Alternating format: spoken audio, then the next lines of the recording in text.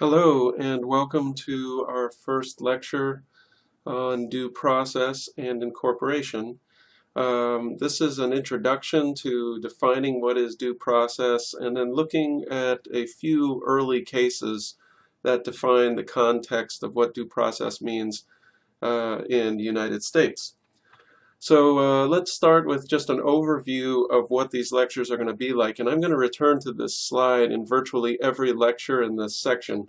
But here's just sort of a list of what we're going to do, and I'll take them one at a time here. So this lecture is the before ratification of the 14th Amendment lecture, and we're going to talk about two cases that occur before 1868 that are important for understanding due process, and that's Barron versus Baltimore and Dred Scott versus Sanford.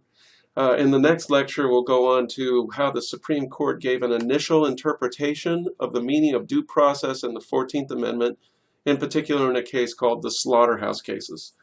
Then the lecture after that, we'll talk about the 19th century due process definitions that the court gives. And here the court is really struggling to define what is due process for the states.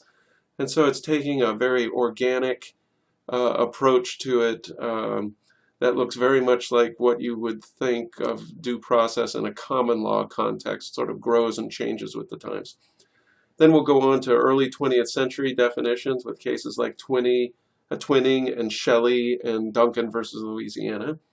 And then we'll conclude with a lecture on what due process looks like in the modern era with modern tests. And we'll take Korematsu and San Antonio v. Rodriguez. Okay, so let's get started with our before ratification of the 14th Amendment due process lecture. And let's start off with the question, what is due process? There are really two components to what due process means, and here's the first one. It means fair treatment through normal and regular judicial processes. In other words, anyone who comes before a judge is going to be treated the same as anyone else under the same circumstances, regardless of their characteristics, any kind of arbitrary characteristics like race or socioeconomic status or gender or age. Any of those characteristics should not influence the way courts treat people. So that's the first component of it. Now, under this first part of the definition, there are two types of due process that we can discuss. The first one, and this is the oldest one, is called procedural due process. It's just simply the idea that whatever government does to you, it has to follow certain procedures. And this is the oldest kind. In fact, there wasn't really a lot of restrictions on what government did to you. There were restrictions on it following proper processes. The second type is a much newer type, and that's called substantive due process. And these are limitations on the actual substance of what government can do, limitations on the categories of things that government can regulate. So let me give you an example here. So, can the state of Arkansas kill me? Well, the answer to that question is yes, they can. Arkansas can kill me. We have the death penalty here in this state. Can they send an officer over here to my building and in the middle of teaching a class, just have him check my name off a list and shoot me in the head? No, Arkansas cannot do that. Procedurally, that is not proper. Substantively, though, Arkansas can take that action, but only after it has followed certain processes and procedures. So when we talk about things like the death penalty, we're talking about substantive rights. You have a right to life until you've done something that government has proved you've done something that carries a death penalty. And that death penalty can't be imposed until government has followed all of its proper processes. This is the same thing for things like, to take a recent example, marriage licenses. Substantively, in the past, same-sex couples have not had a right to marriage licenses. The Supreme Court changed that recently, and thus Arkansas, no matter how well it follows its procedures for granting marriage licenses, it can't deny a marriage license to a same-sex couple anymore. Procedurally, though, they could get into some trouble there too. Like Arkansas might use its processes to make sure that only different sex couples get marriage licenses, and that would be an improper way of using its process to deny persons a substantive right. Okay, so that's the first part of the definition of due process. The second part answers a question that might have occurred to you, and it deals with the first two words of this initial definition, fair treatment. What is fair treatment? What is fair? How do we know? The due process clauses of the U.S. Constitution do not say what due process means. So how do we define what is fair? Well, the Supreme Court has used another definition. This is the second part of the definition of due process to define what fair treatment means in that first definition. Fair treatment is a guarantee that laws will not be arbitrary, capricious, or unreasonable. Now, this is related to the use of the police power by states, and it is a requirement that however government acts, it acts neutrally. In other words, in order for a law not to be arbitrary, capricious, or unreasonable, government must act through laws of general applicability applied unbiasedly, in other words, not respecting party, class, or interest, race, age, gender, those sorts of things. Okay, so government cannot act in a non-neutral fashion if it wants to be fair. But we know that government acts non-neutrally all the time. In a previous lecture, I mentioned something about state governments allowing insurance companies to charge males aged 25 more money for auto insurance than females aged 25. That's non-neutral. That neutral would be to charge everyone the same amount, but that is non-neutral. So we know that government acts non-neutrally all the time. How is that justified? Well, it's justified by the second part of the government neutrality definition. So the first part is that government must act through laws of general applicability, applied unbiasedly, so as not to be arbitrary, capricious, or unreasonable, unless non-neutral actions can be justified by some public health, safety, welfare, or morals concern. Now, in our example about the auto insurance, there is a public health and safety concern, primarily a public safety concern there, in terms of charging males under the age of 25 more for their car insurance. And making males that age bear the insurance burden more is a way of dealing with a safety concern for the public that courts have found acceptable. So, to go back, let's go all the way back. Here's our first part of our definition of due process, fair treatment through normal and regular judicial processes. But what is fair treatment? It is a guarantee that laws will not be arbitrary, capricious, or unreasonable. How do we know when they're not arbitrary, capricious, or unreasonable? It's because government is acting through laws of general applicability, applied unbiasedly, and unless a non-neutral action can be justified by some public health, safety, welfare, or morals concern. All right, so that's just a general definition of due process. And, there are other examples of laws of general applicability, right? Anybody who runs a stop sign is supposed to get a ticket. At least a warning, right? The rules for stop sign, the definition of what is a stop sign and how you're supposed to behave when you come up to one in a car are usually defined quite clearly in the driving code of each state. And that's not subject to interpretation, right? Except in California, where they roll through those stop signs, except for here in Jonesboro, Arkansas, where people see a red light and that means speed up. No, they don't let some people through those stop signs just because of their race or their socioeconomic status, and then give other people tickets. At least we would hope that that wouldn't be the case. Okay, so due process then, we have a definition of it, and where is it found in the U.S. Constitution? Well, it's found in 2 amendments to the U.S. Constitution. The first one is in the 5th Amendment, which applies to the national government. The second one is found in the 14th Amendment, which applies to limit the police power of the states. Now, why have 2 of these? Well, this is something we're going to explore more in this lecture. But the reason is that for much of our history, up until 1868, in fact, the states were unconstrained by the Bill of Rights. It did not limit their power. It only limited the power of the national government.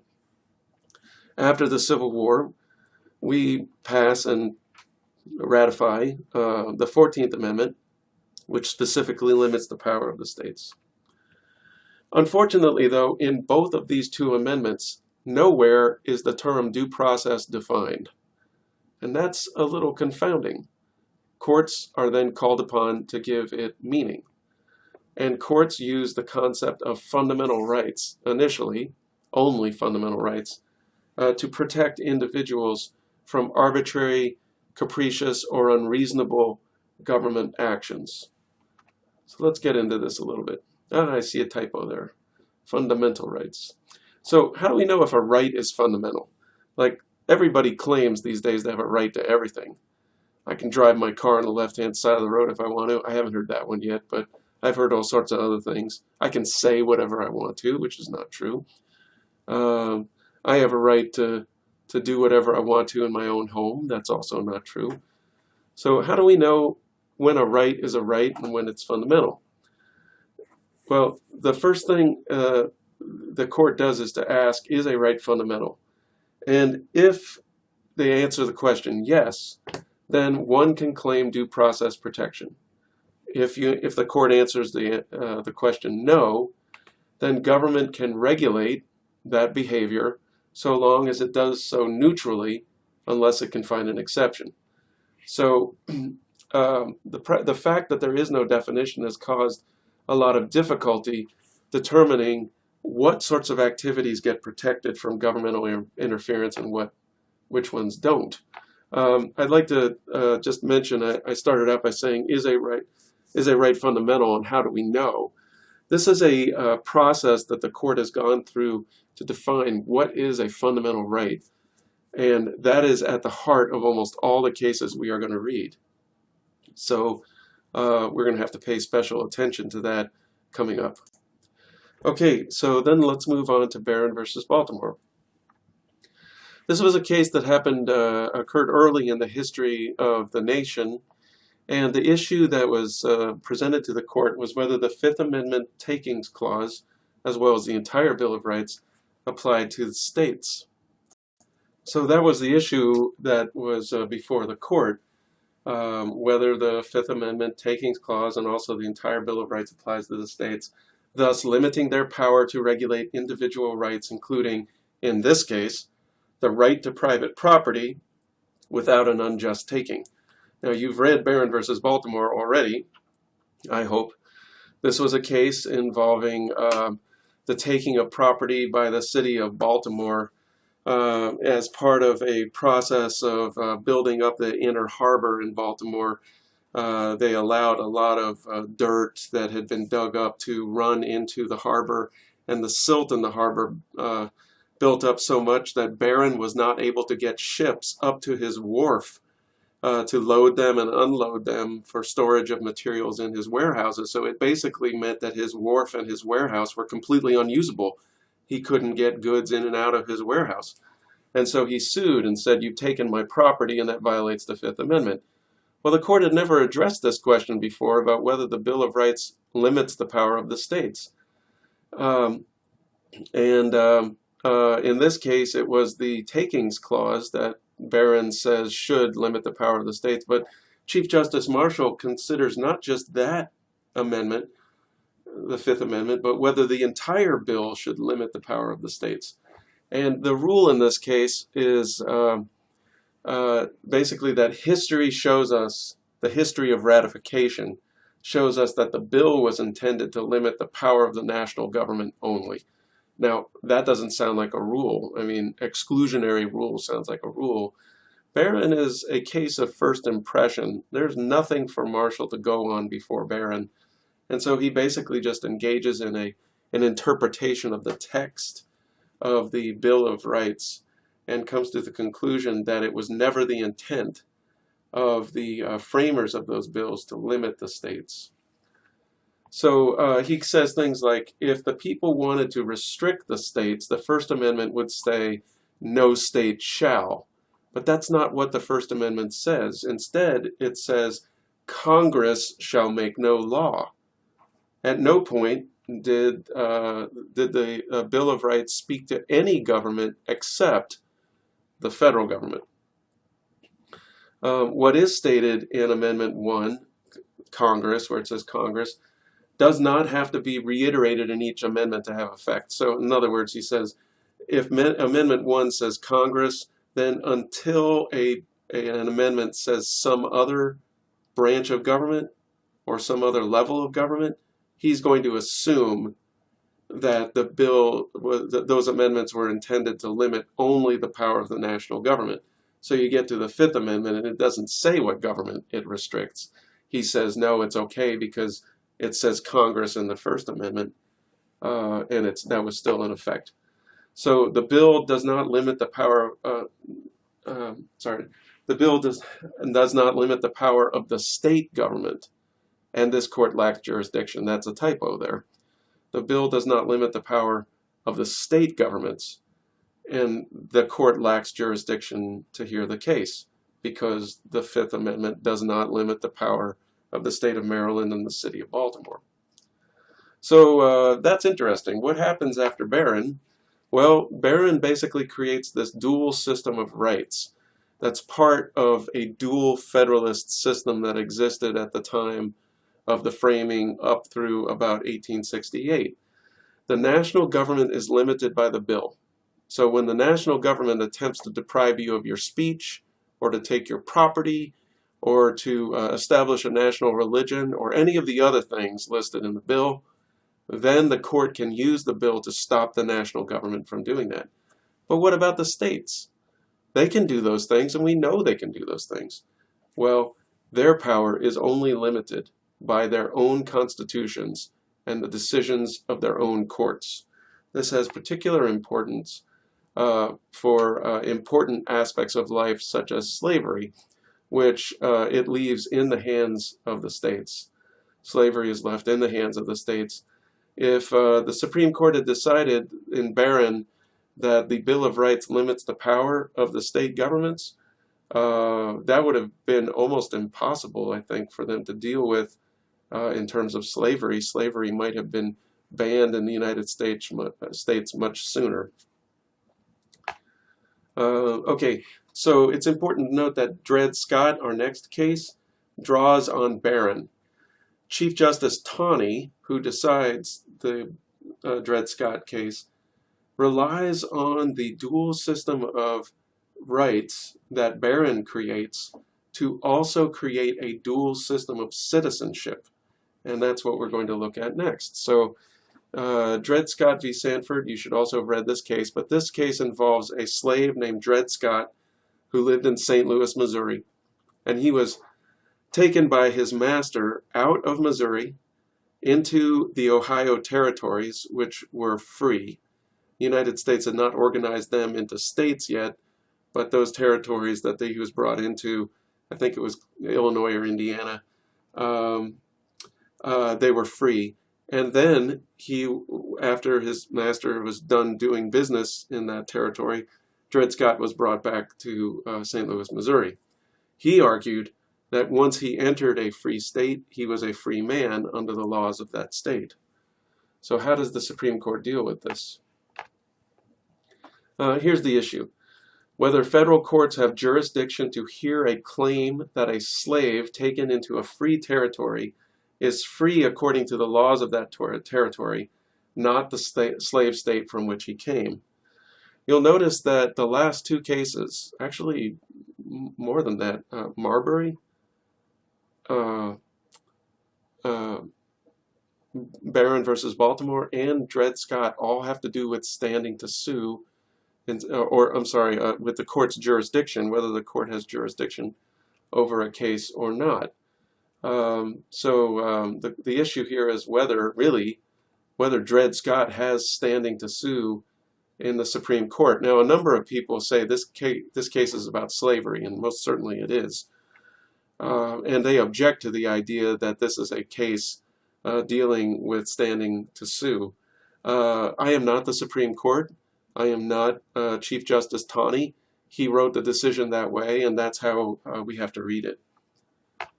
So you could say the question really, that first question, the court really can't get to until it decides whether slaves have standing to sue in federal courts. So look at that. Do slaves have standing to sue in federal courts? If the court says no, then it can't answer the first question. It can't decide whether a slave taken into a free territory is free according to the laws of that territory, because there's no case at that point. That's how Taney frames it. The court ruled that it lacked jurisdiction because Scott, as an African American, lacked standing to sue. Here's what Chief Justice Taney said. Slaves are not part of the political community created by the Constitution. In other words, no slave was present. Actually, not even a slave. No person of African descent was present at the creation of the United States Constitution. He literally makes this argument. So it comes down to, in effect, because there was no brother in the room when the Constitution was being written, we cannot presuppose then that African Americans are part of the political community created by the Constitution.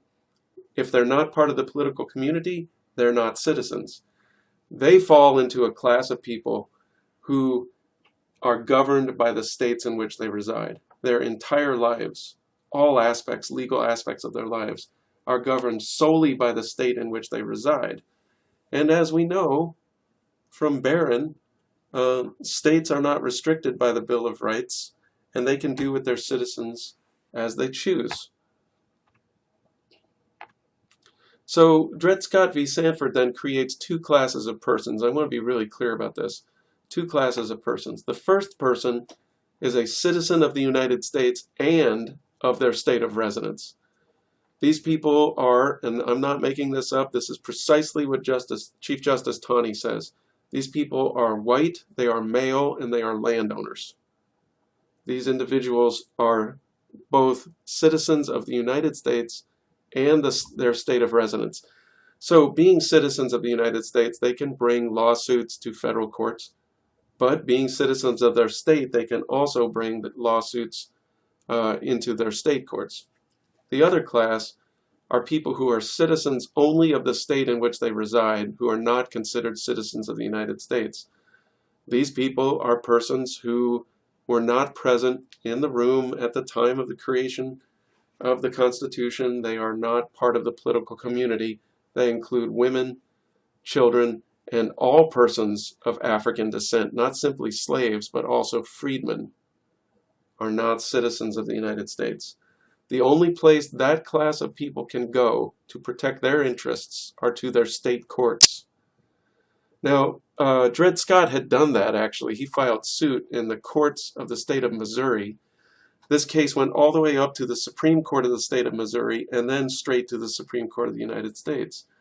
And the Supreme Court said it lacked jurisdiction. So the last decision of the state court, the Supreme Court of the state of Missouri, that was the one that decided the case. And in that case, the Supreme Court of the state of Missouri said Dred Scott was a slave, and his status was determined by the laws of the state of Missouri and not any other state. So what happens after Dred Scott? Well, we know that this is one event leading to the Civil War. A lot of people say it led to the war directly. That's not exactly true. It was one of the important factors that really brought the North over into the abolitionist camp. Think about this. A Now, Massachusetts was a free state. Many people in Massachusetts were opposed to slavery. They were not abolitionists, but they were opposed to slavery.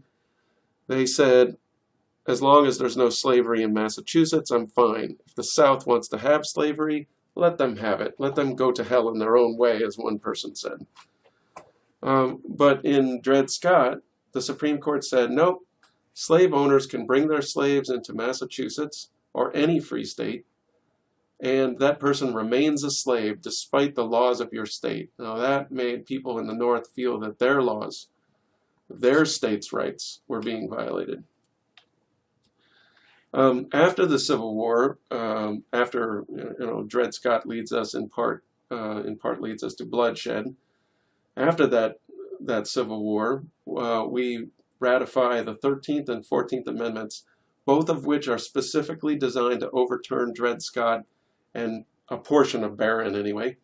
The 13th Amendment was designed to overturn Dred Scott in that it eliminated the class of people called slaves. The 14th Amendment says no state shall. No state shall. And that was what was lacking from the First Amendment, which says Congress shall make no law. The 14th says no state shall deprive any person within its borders of life, liberty, or property without due process of law. It also says it shall not deprive any citizen of the United States and a citizen of a state of those things. And it eliminated this class of people who were only citizens of the state in which they resided after Dred Scott. It said all persons born or naturalized in the United States are citizens of the United States and the state in which they reside. In other words, if you want to think about it this way, instead of having two classes, it eliminated that second one there, and all we get is one unified class. Instead of a dual system, we get a unified system. Okay, there it is. All persons born or naturalized in the United States are citizens of the United States and the state wherein they reside. So that was designed to overturn Dred Scott. The 14th Amendment contains a number of clauses, due process, equal protection, and privileges and immunities. These are clauses that directly limit the power of state governments. We're going to spend a lot of time talking about these particular clauses. The privileges and immunities clause kind of goes away, as we're going to find when we look at the slaughterhouse cases. But due process and equal protection are very important for our purposes. Thanks very much for listening, and we'll move on to the next lecture.